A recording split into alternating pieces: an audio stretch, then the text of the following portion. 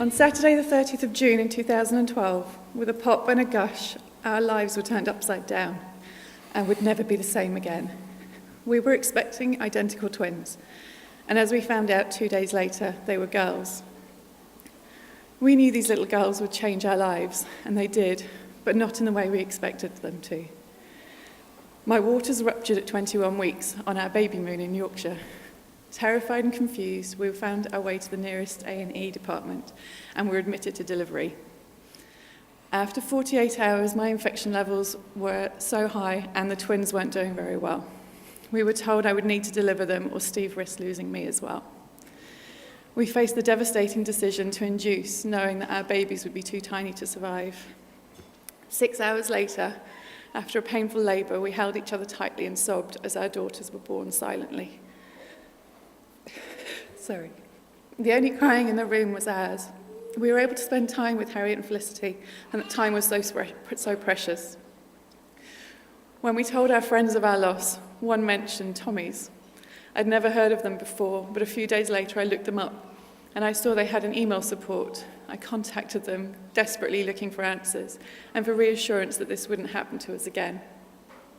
The reply from the midwife that day was kind and helpful and supportive, and I've always kept it. A day or two later, Beth turned to me and said that she needed to do something that would make sense and something to do some good. We were still in North Yorkshire that day, and she suggested we walk from our home in East Sussex to the hospital where our girls were born, raising money for Tommy's in the hope that somehow, through them, we might be able to stop someone else feeling the pain that we were feeling.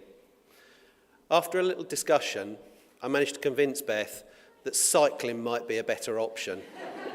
So a plan was born. As we drove home, the 300 miles later, that week with the girls' ashes, Beth had already set the ball rolling. Speaking to the fabulous Davina at Tommy's, setting up a plan and recruiting a team.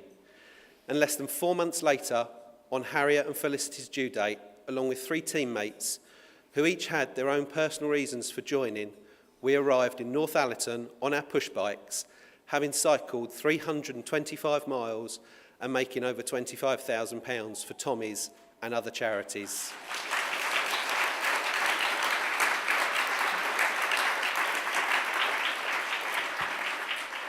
Having the support of Tommy's and something to focus on helped us get through those dark early days.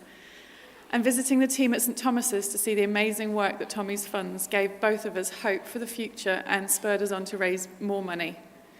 Last year, we organised the 13-mile Rainbow Walk. 100 people joined us, each with their own reasons and their own stories. And together we raised nearly £12,000 that day. Steve and I will continue to work to fundraise in memory of our beautiful girls and for all those other babies lost to miscarriage and stillbirth in the UK each and every day. This year, our fundraising may not be as impressive as I'm a little bit busy making a brother or sister for Harriet and Felicity.